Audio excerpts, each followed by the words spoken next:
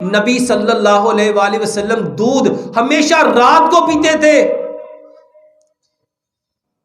सोने से पहले दूध पियो, दूध पियो। और मेरे मोहतरम भाइयों, उसमें मैं आपको अपना तजर्बा बता देता हूं। उसमें आधी चम्मच हल्दी डालो, आधी चम्मच उसमें दालचीनी डालो, आधी चम्मच उसमें सौंफ डालो, 2 सब्ज इलायचियां, 2 लौंग डालो। इतना पकाओ, इतना पकाओ मिट्टी की हांडी में कि 1 गिलास दूध पौना रह जाए।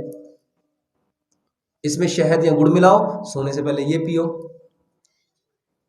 और एक चीज मैं अपने जाती तजर्बे से आपको बताता हूं मेरे मोहतरम भाइयों, ये 300 बीमारियों का इलाज है।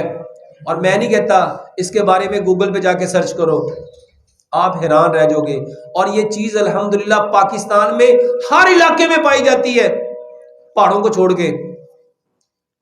वो है सुहांजना, वो है सुहांजना।